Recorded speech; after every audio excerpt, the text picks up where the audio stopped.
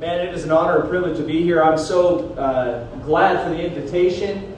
Drayton, I don't regret even an ounce of that guacamole that made its way to you. And I would do it again in a heartbeat. Maybe we can set that up later on. Okay. Tonight I'm talking about the idea of becoming great. What in the world does that even mean? Greatness. How does a person become great? See, in our world today, the idea of greatness is something that is, really loose and fluid.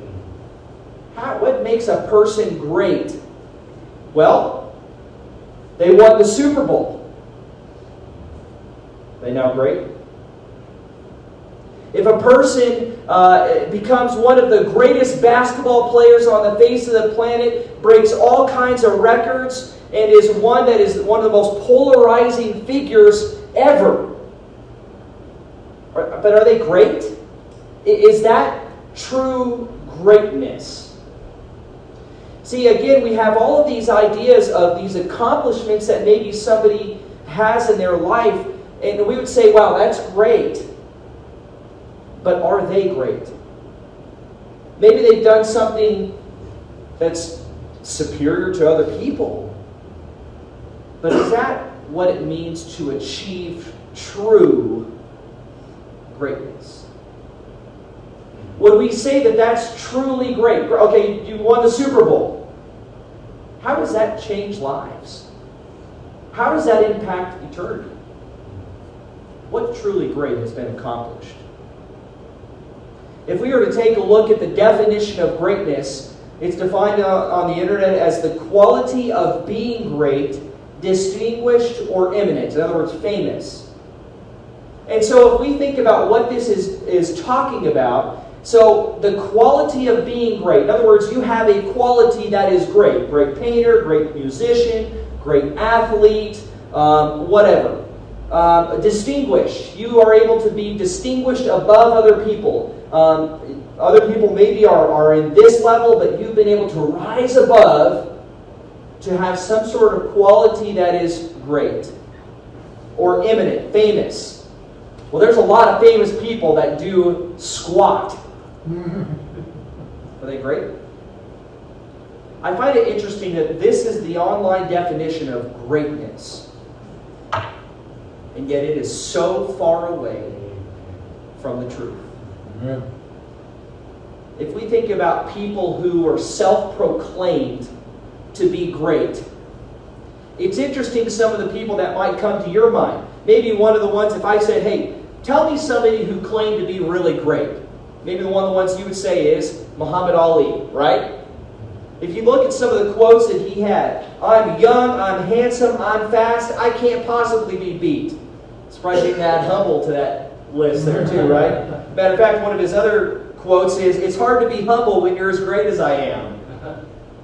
He said, bragging is when a person says something and can't do it. I do what I say. Or also, he said this, and this is one that you probably see on the posters, I am the greatest. I said that before I even knew I was. Is that true greatness? Being a great boxer?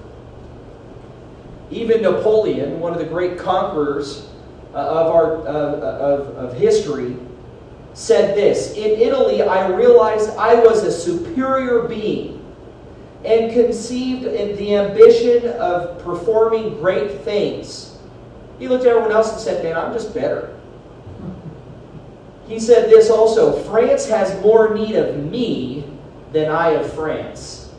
And then he also said, I am a monarch of God's creation, and you reptiles of the earth dare not oppose me. It's not a surprise that people have claimed greatness. Matter of fact, Wikipedia even has an entire page of people that have claimed to be great. 141 people have populated that list that have carried the idea of the name The Great to their names. You know a few of them, right? Alexander the Great, Herod the Great, and 140 or 39 other people have claimed to be the great. But are they? Are they great? See, if we're talking about the idea of greatness, then what does that really mean? Our world is addicted to the idea of becoming great. Maybe you didn't even realize that this is the case. If you think about how essentially nearly every person's ambition is to become better than what they are. Right? We want to become greater, more, stronger, faster. In our careers, we want to advance ourselves up the ladder. We want to become eventually a CEO perhaps, or a manager. At school, the teenagers want to become popular. Why? Because it's better, it's greater. They want to become, they want to make it to the varsity. Why? It's a higher level, it's a greater team. You want to become first chair in an instrument that you play. Why? It's better, it's greater, it's more.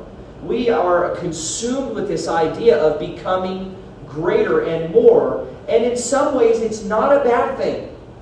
I think it's very human. It's very normal for us to want to become better than what we currently are. Because that's just improvement. That's just us saying, okay, I think I could do a little bit more. I think I could be a little bit more. There's nothing inherently wrong with that. But when we look at becoming greater, we want to know what is greatest. And so when we talk about this idea of becoming great, we get to look and get the true answer. We get to look tonight at what Christ has identified to us as the things and the characteristics that are truly great. Truly great. So if you have your Bible, go ahead and turn with me to Matthew chapter 20. Matthew chapter 20, and we'll go ahead and start in verse 20. And we'll comb through this text and see how Jesus describes to us what it means to truly be great. So here in verse 20, kind of as we've been already talking about, a very human conversation is taking place. What you have is you have a couple of young men, and these are good men, right? These are James and John. They're apostles. These are good quality men. But they're going to have a very human moment to where what they want is they're going to want to take their greatness to the next level, as we were just talking about. So if we start in verse 20. Then the mother of the sons of Zebedee came to Jesus with her sons, bowing down and making a request of him. And he said to her, "What do you wish?" She said to him, "Command that in your kingdom these two sons of mine may sit one on your right and one on your left." The very human thing that's occurring here is, can you let my sons take the best seats, please? They're already apostles. We would like for them to sit on your right and your left. But they've completely missed the point, as we'll get in here in just a moment. The thought that I want us to center in on tonight as we comb through this text is this. We become great by living for the one who's truly great. Amen. So let's get in here to, first of all, starting in verses 22 and 23, that true greatness, Jesus is going to reveal to us that true greatness comes through suffering. Now that's kind of an interesting thought. Let's look at what he says. Verse 22, but Jesus answered, "You do not know what you're asking," now replying to the mom. "Are you able to drink of the cup that I'm about to drink?" And they said to him, "We are able." And he said to them, "My cup you shall drink, but to sit on my right and on my left, this is not mine to give, but it is for those for whom it has been prepared by my Father." So without question, the disciples know here that Jesus is great. This isn't question. They know that he is so great that he is going to eventually sit on the throne, that he is one that has demonstrated himself to have powers, to be the Son of God. They know he's great. But what they want is, we want to also be a part of this greatness, a higher part. of this greatness. The problem is, they have no clue what they're even asking. They have no idea what they're actually asking. And so there's a misunderstanding that's taking place here. And really, this misunderstanding has kind of had some baggage that's been accumulating over the last couple of chapters. See, just if you look back at Matthew 19, verse 28, Jesus is having a discussion that there are going to be 12 thrones in heaven, and that the 12 apostles are going to sit on these 12 thrones. And so if you're an apostle, you're thinking, okay, great, we're going to get a throne. This is pretty neat. And if you're James and John, just back in chapter 17, Jesus chose 3 people to go with him up to the mountain when he was transfigured, didn't he? Peter, James, and John. So you're thinking, if you're James and John, well, he's already kind of seen that we're, pretty good. And now he's telling us that we're going to sit on 12 thrones. So, before Peter gets up here and starts asking, maybe we ought to go and say, hey, can we sit, on your right and your left? And he says, no, you don't get it. You've been misunderstanding what I've been saying. And so he goes on to talk to them about these misunderstandings. Excuse me.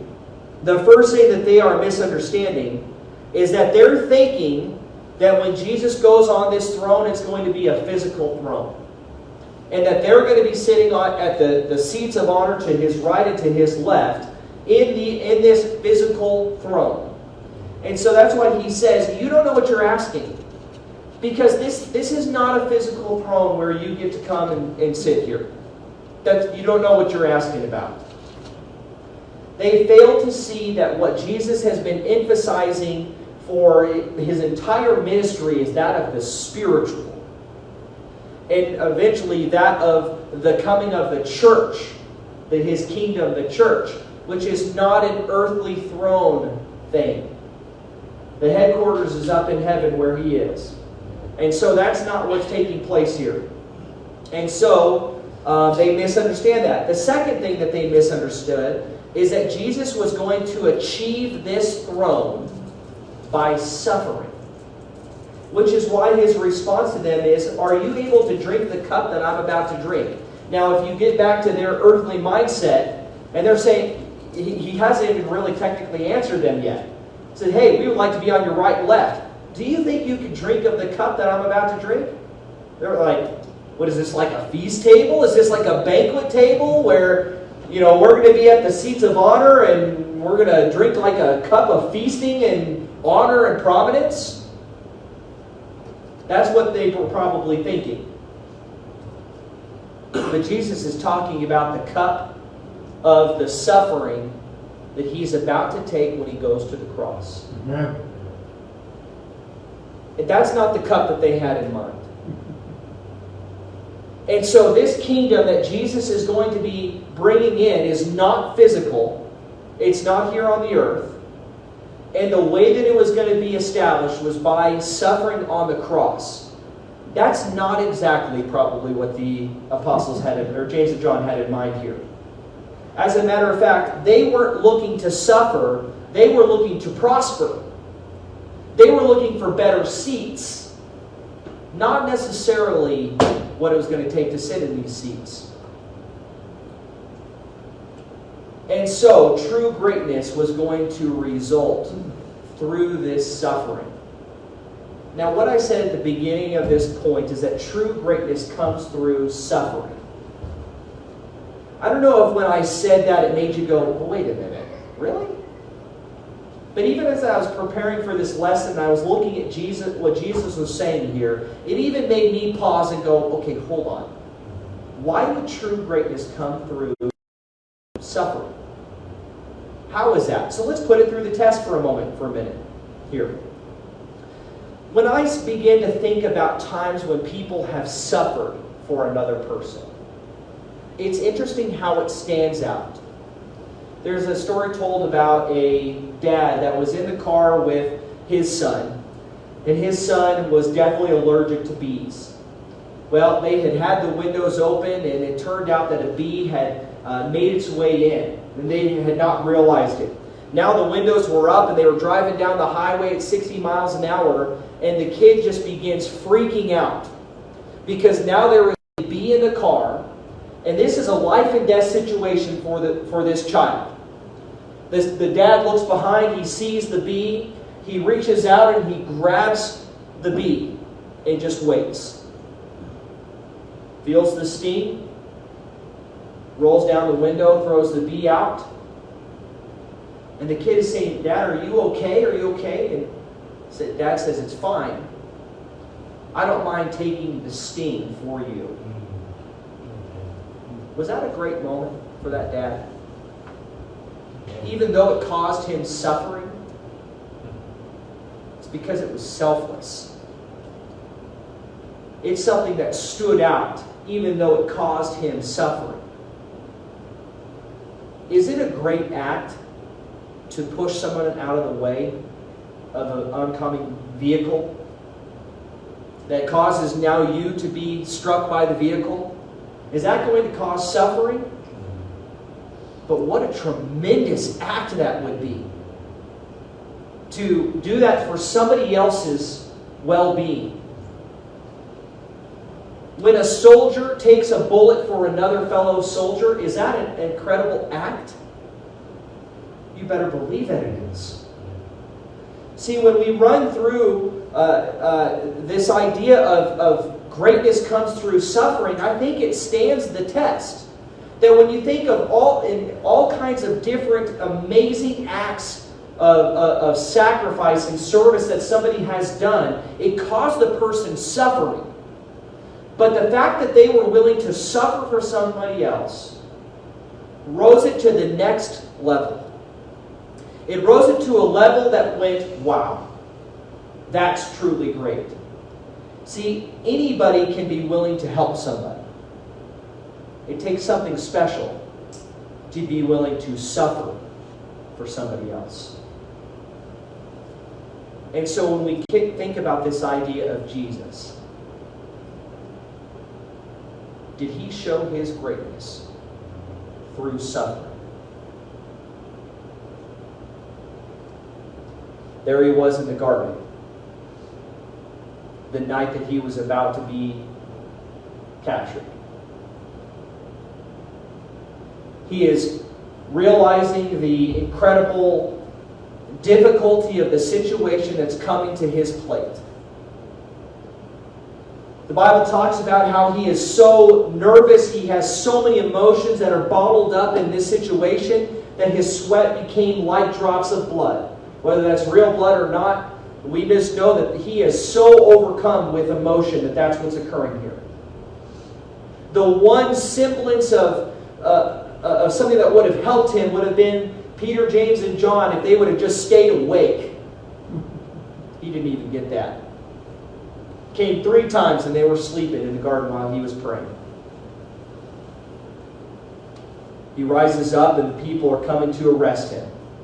And it's not just people, because one of them was his own, one of the 12. And so he's betrayed by one of the very people that he has been walking along with him, training, teaching. Judas, one of the 12, of all things, betrays him with a kiss. And so he's imprisoned. He's taken back. People are falsely accusing him of all kinds of things, slandering his character, slandering his name. Nothing that he deserved. But he gets found guilty anyway. Goes before Pilate. Pilate has him scourged, where he is whipped 39 times with a whip that would have had leather and then bones and rocks sometimes that are at the end of it, that would have caught into the flesh or hit hard against bones. I can't even imagine the pain. But that wasn't it. Then he was also willing to go all the way to the cross. So we're talking about the Son of God here, who could avoid this if he so chose. But He had the nails pierced through his wrists, through his feet, which I'm told through doctors that when the spike went through the place in his wrist, I don't know if you've ever hit your funny bone. It's not funny. But the ligament that goes through the funny bone is what comes right in between the two bones in the wrist. The same place that that spike would have been driven through. I can't even imagine. He's beaten, spat upon, humiliated, put up on the cross, crown of thorns on his head, feeling the wood against his already torn to shreds back. Is it fair to say that Jesus suffered? And why would he do that? He did that for you. And he did it for me. If that's not an act of greatness, I don't know what is. Did Jesus show true greatness through suffering? The fact that he was willing to go through all the things that we just detailed showed him to be a man of incredible greatness because he didn't have to do it. But he did. Do you want to be great? If we want to be great in this life, then one of the ways that it's going to come is through suffering. I'm not saying go out there and get beaten to a pulp. What I'm saying is sometimes when we just stand up for the name of Christ, it's going to cause people to do stuff to us or against us that might cause us to suffer. There are times that maybe we get made fun of. There are times that maybe our character gets slammed just because we wear the name Christian. There are times where it's possible even freedom is on the line. Especially in other countries, people have been stripped of their freedom because they're Christians. There might come a time to where there's some suffering that's going to be involved with standing up for Christ. Do you want to be great? Let's be willing to take whatever comes our way to suffer for His name. Why? Because we become great when we live for the one who's truly great. The second point that we see as we continue on the text here, before we get there actually, let's look at verse 24 here, kind of a side conversation. So after having this conversation with the mom and with James and John, and hearing this, the 10 became indignant with the two brothers. In other words, indignant is this idea of they are mad, frustrated. It's like, okay, really? Really, guys? That's what you're going to do? But sometimes I kind of wonder if what's also taking place here is they beat us to it. Man, they asked it before. Because as humans, we want to become greater in some way. They are all looking for this physical kingdom, and they beat them to it. So it's kind of an interesting conversation. Okay, number 2. We see that true greatness comes through submission. Through submission. We look at verse 25. But Jesus called them, that's the apostles, the disciples, to himself and said, "You know that the rulers of the Gentiles lord it over them, and their great men exercise authority over them. It is not this way among you, but whoever wishes to become great among you shall be your servant." The idea behind this is that what the Gentiles were doing is that if you wanted to become great, so Gentiles are just people that weren't Jews, such as everybody else, basically. But really, in general, what all the other people were doing was, if you want to become great, then you need to get somebody that's a ruler or somebody of high authority to give you a position of greatness. And so that's what the Gentiles are doing here. So they're empowering you. They're making you great. Someone had to appoint you as a great person. And so the way that you might imagine that this was happening is you had to stand out. Okay? That means that if I want so-and-so ruler to notice me, then I got to step on these guys on my way up. in order to show that I'm great. And then he'll make me a great ruler, and then I can show myself as being great. And it's this big, huge, messy thing. Actually, it sounds a little bit like the corporate world, right? Where people step on each other in order to get up to the top. It can be very ugly sometimes. But what's taking place here is that that's what's happening. And Jesus says, no, no, no, no. That's not greatness. True greatness is not trying to achieve this high level of authority. That's not greatness. He says, whoever wishes to become great among you shall be your servant. Now when you say servant, which word do you think we're talking about here? You might even think we were thinking doulos, right? The theme, doulos, servant, but that's not what's being used here. In fact, the word that's being used here is actually diakonos. In other words, deacon or minister or servant. The way that this is defined is one who gets something done at the behest of a superior or an assistant to someone. In other words, this is a guy that is doing something for someone else. Or he is one who is submitting or serving or making someone the priority, making somebody greater than him. So what's interesting is, what Jesus is saying is, the way that you become great is not by getting above everybody. The way that you become great is by getting below everybody. And so the way that this is accomplished is that whoever wishes to become great will submit. See, the idea here with the Gentiles is that they didn't want to submit. They wanted to be the one that everybody else submitted to. But what Jesus is saying is, if you are a servant, a minister, a diakonos, you're saying, I'm going to submit to that person. I'm going to serve that person. I'm going to say that person is more important than me, and I'm going to do things that are going to help that person.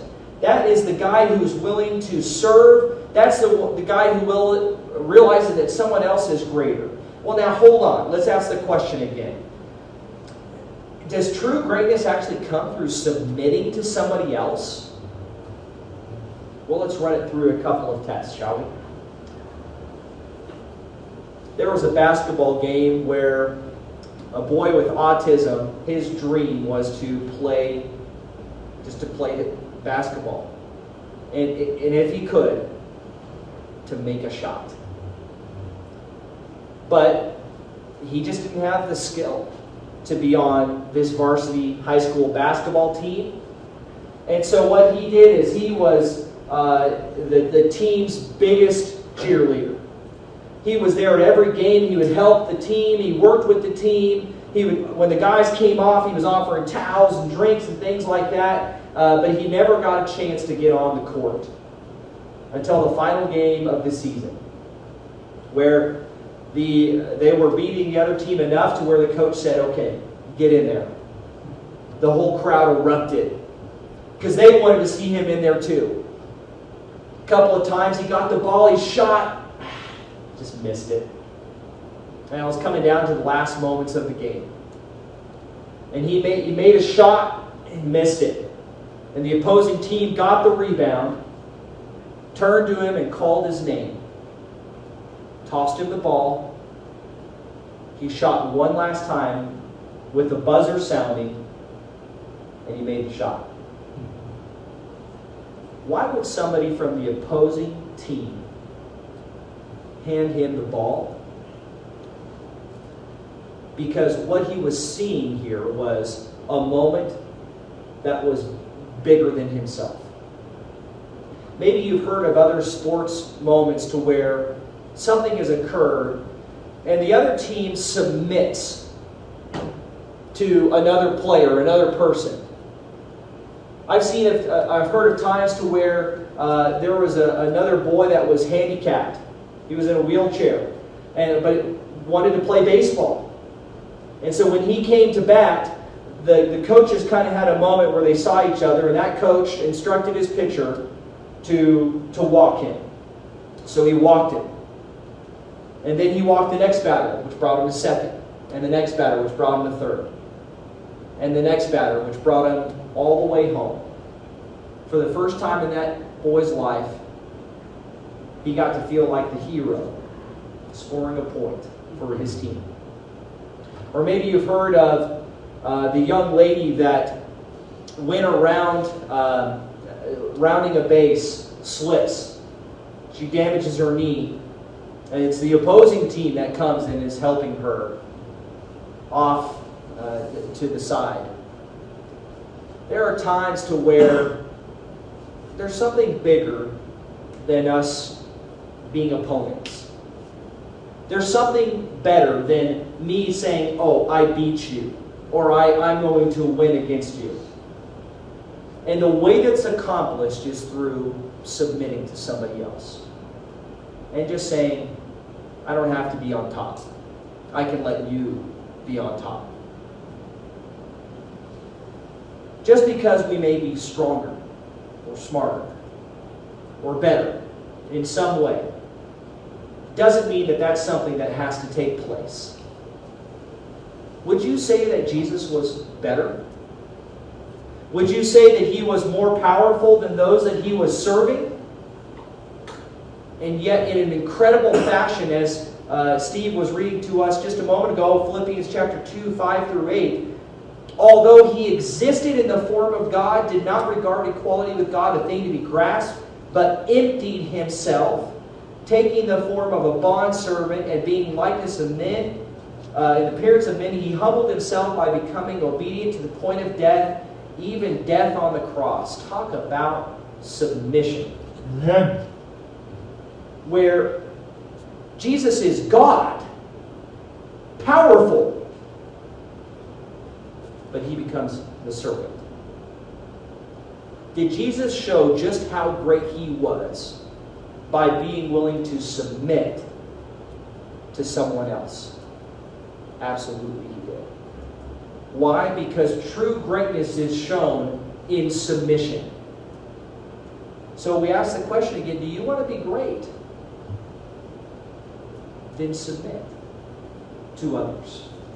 Place them above yourself. Make it to where you're not the focus, but they are. That's something great. And even more than that, especially when it comes to Scripture, that just because I might have an opinion about what Scripture says, or I think it would be better this way. No, that's not my job. See, I'm submitting to the Lord, not doing whatever I want to do. Do we want to become great? We become great by living for the one who's truly great. Number 3, we see that true greatness comes through service. So as he said in verse 26 and 27, but whoever wishes to become great among you shall be your servant, and whoever wishes to be first among you shall be your slave. Jesus could not have said a more countercultural statement than this one, perhaps. Because we're all about ourselves. Wait a minute, Jesus, the greatest is going to be a servant and a slave? No, I don't think so. The greatest is like the strongest guy, or the most powerful one, or the one who's the leader. That's not what he said. Very countercultural. And we're not just talking about their culture or our culture. We're talking any culture. Because throughout time, people have battled and battled and battled and struggled to become the top dog. But that's not what Jesus is saying to do here. He's saying, go lower. Get more humble. Become a servant. Be a slave, even. It takes something special. It takes something truly great to be willing to be a slave or a servant when you have the potential and the skills to be a king. But that's exactly what Jesus is doing here. And the word that he uses when he says, the first among you shall be your slave, is our theme, doulos. And the word doulos is defined as one who is solely committed to another, a slave or a subject. So then who was Jesus solely committed to? Jesus was solely committed to following God. Well, then how did that translate? Well, he wanted everybody else to also see just how awesome God is. So I'm going to help you because I want you to see how awesome God is. I'm going to serve you because I want you to see how awesome He is. I'm going to do this healing for you because I want you to see who has the true power. It's all pointing towards God, and He showed Himself to be an incredible servant. And so when He does not accept this idea of, oh, I'm so great, but He's doing all of these other things of service, it's pointing to the one who really was great.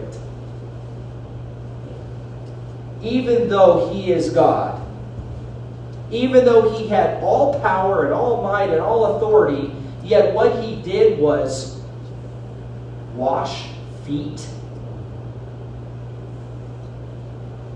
Because something that's truly great is coming through service. Even though He is all-powerful and all-knowing, He helped out the trash of society at that time, those that were the lepers and the tax collectors and the sinners. That's who He's helping? Well, hold on, aren't you're all-powerful. Shouldn't you be wearing like fancy clothes and carrying a scepter? No, because that's not true greatness. True greatness was serving other people. What could be a greater example of greatness from a person that was so mighty than Him serving? Because it showed humility. And it showed something that was so not arrogant. I mean, even when we were looking at Muhammad Ali, even if he had said nothing his entire career, we would have said, well, yeah, he was a great boxer. He was a very good boxer. But there's something about the arrogance. It just makes you go, no. But when somebody is humble, serving, but is that great, that's something special. That's something truly great. Do we want to be great? Then be a doulos. Be a servant. Serve other people. Why would we do that? Because we as people, if we want to be great, then we're living for the one who's truly great. So what that means is, it doesn't matter where I am in this society. Can I serve the homeless? Can I help out that elderly person who's really been struggling? Maybe to have ends meet? What about the children that are orphans or maybe dealing with cancer in the hospitals? Can I serve them? What about just people that are unfortunate in our society? What about the brothers and sisters in the church that are dealing with difficulty? There are countless ways that we could serve other people. What if I helped out that person at work that I don't really like? What if I went out of my way to serve them? Would that say something different? What if I went and visited somebody who was in prison? Maybe somebody who's committed a heinous crime, and I'm recognizing their humanity. Perhaps when all the rest of the people would like for them just to disappear. But we minister to them. Serve them in a sense. Help them with what they might need. Does that stand out? What if we go and help that person that nobody else wants to, or nobody else is helping? See, those are moments of greatness. And yet they're moments of service. Because becoming truly great, as Jesus did, is when we are serving others. I know last night this is similar to what Corey was talking about, to where he said when we're doing these things of service to other people, who we're actually doing it to and for is Christ. He said, when you do it to the least of these, you're doing it to me. If we want to be great, let's be servants. Because we become great when we live for the one who is truly great. Lastly, tonight, we see that Jesus said that true greatness came through suffering. He says, just as the Son of Man did not come to serve, to be served, but to serve, and to give his life a ransom for many. Is sacrifice really an example of true greatness? What would you say about that fireman that ran up the building after those planes had crashed into the Twin Towers, and yet that fireman is running up and down and saving as many people as he can, but he went up one too many times before the towers crashed down, sacrificing his life in order to try to save others? Would we say that that was great? Absolutely. Because there's something about a sacrifice that takes it to a whole different level of greatness. What about that soldier that sees one of his wounded brothers out on the battlefield, and he is sprinting out there and he ends up getting taken out trying to save one of his fellow soldiers? Sacrifice. Was that a moment of greatness? Absolutely. He was a hero.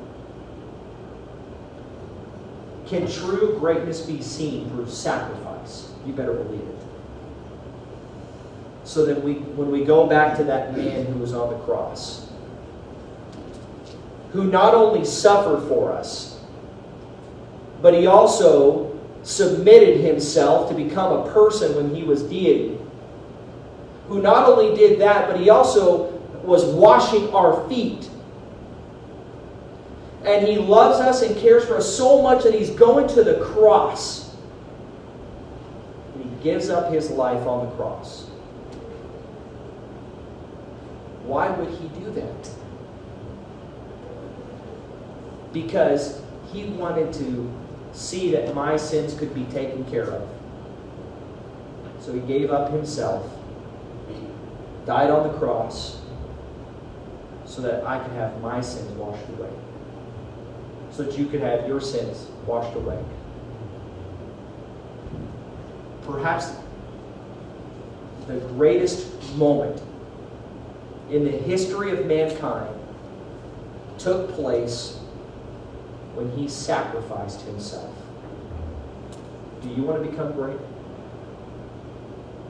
Then true greatness comes through sacrifice. It may come from a sacrifice of my time. Or are we using our time for him? Maybe it comes from a sacrifice of energy. Do we use our energy for him? Maybe it's going to come from sacrificing comforts that I would like to have.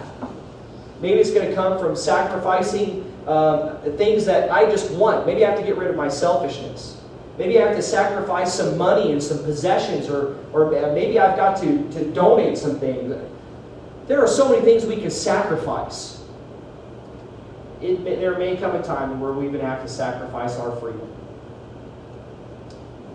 There may even come a time where we're asked to sacrifice our lives for him. Thankfully, in America, we don't seem to be anywhere near there. But if we just go across the pond to India, there are people that have died, that have given their lives for the cause of Christ. We become great by living for the one who's truly great. If you were to think about the greatest people that have graced the pages of Scripture, Abraham, of course, would be one truly great man. But why was he great? Well, James 2 identifies him as a friend of God. The reason Abraham was truly great is because he was living for the one who was great. Or you think about Moses, who is identified as the most humble man on the earth. Why was Moses great? Because he was living for the one who was truly great. Or you think about David, who is a man after God's own heart. Why was David great? Because he was living for the one who was truly great. Guys, when we look at this idea of greatness, it's so different from what our culture would lead us to believe. Because true greatness doesn't come in the form of money and possessions and Super Bowls or political wins. True greatness comes from suffering for others, suffering for the Lord, submitting to the Lord, submitting to others, serving the Lord and serving others, sacrificing ourselves for each other and for Him. Do you want to be great? Then you can become great by living for the one who's truly great.